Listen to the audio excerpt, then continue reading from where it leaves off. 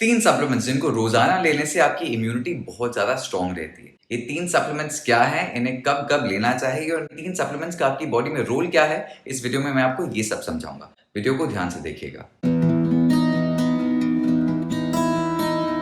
नमस्ते, मेरा नाम है पारस तोमर और तीनों सप्लीमेंट्स में जो लिस्ट पे सबसे पहले है वो है जिंक। जिंक एक बहुत ही ज्यादा महत्वपूर्ण रोल प्ले करता है आपकी इम्यून सिस्टम में। जिंक की मात्रा जिन में कम होती है, ये लोग वो होते हैं जिनकी डेफिशिएंसी की वजह से उनको ज्यादा सर्दी, जुकाम, खांसी ऐसी चीजें होती हैं।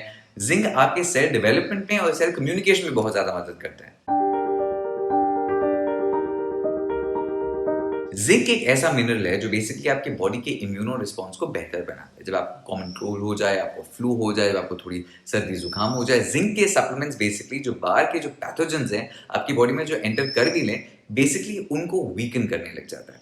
हियर्स द प्रॉब्लम, जिंक एक ऐसी चीज है जिसमें वर्ल्ड वाइड बहुत ज्यादा लोगों को डेफिशिएंसी होती है। अगर आंकड़ों के हिसाब से आप देखें, जितने भी लोगों को रेस्पिरेटरी फेलियर हुआ है कोविड के दौरान, उन आंकड़ों में ये जरूर दिखता है कि जो लोग हैं जिनकी एज 40 और 45 ईयर से ज्यादा है, उनको सबसे ज्यादा कोरोना वायरस इफेक्ट करता है। क्यों? क्योंकि इन्हीं लोगों में जिंक की मात्रा भी सबसे कम पाई जाती है। एक स्टडी के हिसाब से काफी लोग जो हॉस्पिटल में थे, जिनको रेस्पिरेटरी डिसऑर्डर थी, जब उनको 30 mg के आसपास की जिंक दी गई, दिन में 2 बार उनके रेस्पिरेटरी डिसऑर्डर्स ठीक होने लग जाते हैं। जिसका मतलब है कि जिंक अगर आपकी बॉडी में कम हो, उससे 2 चीजें होती है। पहली बात, आपके जो पैथोजेंस आपकी बॉडी में एंटर करने वाले हैं, क्योंकि आपकी जिंक की मात्रा कम है, आपकी बॉडी उसे प्रिवेंट नहीं कर पाती। दूसरी, जब वो अंदर आ जाए, आपकी बॉडी जिंक की मात्रा कम होने की वजह से उनको इफेक्टिवली फाइट नहीं कर पाती। आपकी नॉर्मल मात्रा 30 से 40 mg जिंक की है पर डे, जो आपकी दिन में 2 बार लेंगे मील्स के बाद। तो कोई भी ऐसा विटामिन सप्लीमेंट ले लीजिए, कोई भी मल्टीविटामिन ले लीजिए जिसमें जिंक की मात्रा हो 30 या 40 mg, जो आप दिन में 2 बार लेंगे। अब आते हैं हमारे दूसरे एसेंशियल सप्लीमेंट पर, जो है विटामिन डी। विटामिन डी बहुत ही ज्यादा महत्वपूर्ण है, क्योंकि सिंपल बात है, आपको अगर चीजें प्रोटेक्ट करती है आपकी बॉडी में, वो क्या है? आपके व्हाइट ब्लड सेल्स, राइट? उसमें से एक प्रकार का व्हाइट ब्लड सेल होता है एक मोनोसाइट। जो पैथोजेंस होते हैं, यानी कि जो बाहर की जो ऐसी चीजें होती हैं जो हमको बीमार करती हैं, विटामिन डी बेसिकली इन मोनोसाइट्स, जो कि व्हाइट ब्लड सेल्स है, इनकी पैथोजन फाइटिंग कैपेबिलिटी को बढ़ाता है। जिसका मतलब ये कि आपकी बॉडी में जितना ज्यादा विटामिन डी होगा, और अगर आपको विटामिन डी की डेफिशिएंसी नहीं है, आपकी पैथोजन फाइटिंग कैपेबिलिटी, यानी कि बाहर के जर्म्स को फाइट करने की जो क्षमता है, वो बहुत ज्यादा होगी। इसलिए आपको विटामिन डी बहुत ज्यादा इंपॉर्टेंट है। अगर आप जब धूप में जाते हैं, आपकी बॉडी उसको नेचुरली प्रोड्यूस कर देती है धूप से। लेकिन अक्सर ऐसा होता है विंटर्स के दौरान, या काफी जगह पे जहां हम धूप में नहीं जाते, बहुत लोगों को विटामिन डी की डेफिशिएंसी होने लग जाती है।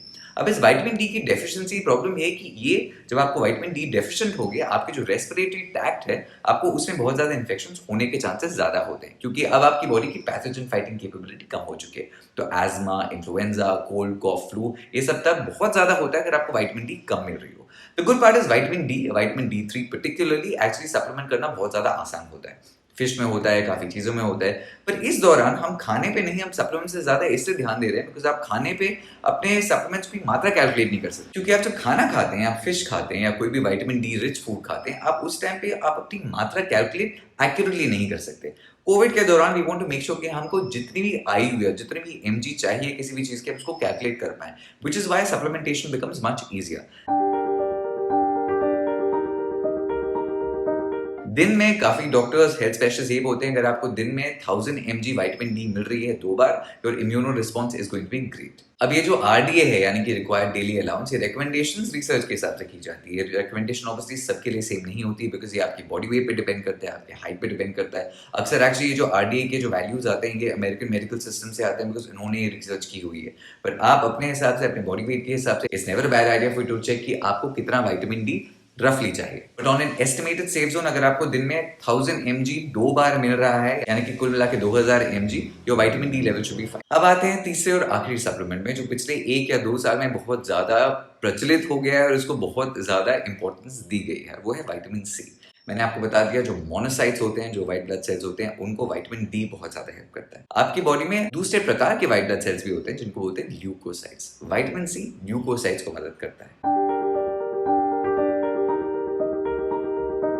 ल्यूकोसाइट बेसिकली ऐसा व्हाइट ब्लड सेल होता है जो इन्फेक्शंस को फाइट करने में बहुत ज्यादा महत्वपूर्ण है। पिछले 1-1.5 साल में विटामिन सी को पॉपुलैरिटी इसलिए मिली है बिकॉज सबने ये जान लिया है कि विटामिन सी अगर आपकी बॉडी में, आप जो डेली रिक्वायरमेंट अगर आपकी है, अगर आप उसको मीट कर रहे हैं, 2 चीजें करता है। पहली बात, आपको इन्फेक्शन होने के चांसेस बहुत ज़्यादा कम हो जाते हैं। दूसरी बात, अगर आपको इन्फेक्शन हो भी जाए, आपकी बॉडी का जो इम्यूनो रिस्पॉन्स है उस इन्फेक्शन की तरफ, वो बहुत ज़्यादा स्ट्रॉन्ग रहता है, जिसका मतलब ये कि आपकी रिकवरी फास्टर रहती है। विटामिन सी की नॉर्मल प्रिस्क्रिप्शन विटामिन डी के जैसे ही है, 1000 mg ट्वाइस अ डे। तो अगर आप दिन में 2000 mg विटामिन सी ले रहे हैं, और अगेन ये प्रिस्क्रिप्शन वैल्यूज और ये जो आरडीए रिक्वायरमेंट्स है अपने बॉडी वेट के हिसाब से एक बार जरूर टेस्ट कर लीजिए। अगर आप ये रिक्वायरमेंट्स मीट कर रहे हैं, आपकी बॉडी उतनी ही ज्यादा तंदुरुस्त रहेगी। तो इन अ नटशेल, जिंक और विटामिन डी बेसिकली पैथोजेंस को और जर्म्स को आपकी बॉडी के अंदर घुसने से रोकते हैं। Vitamin C on the other hand, अगर आपकी बॉडी में पैथोजेंस ऑलरेडी घुस जाए और आपकी बॉडी को कोई इन्फेक्शन हो जाए, विटामिन सी उन इन्फेक्शंस को फाइट करने में बहुत ज्यादा मदद करती है। ऑफ कोर्स गुड हेल्थ के लिए व्यायाम करना, तंदुरुस्त रहना, आपकी डाइट अच्छी रहना is obviously very very important.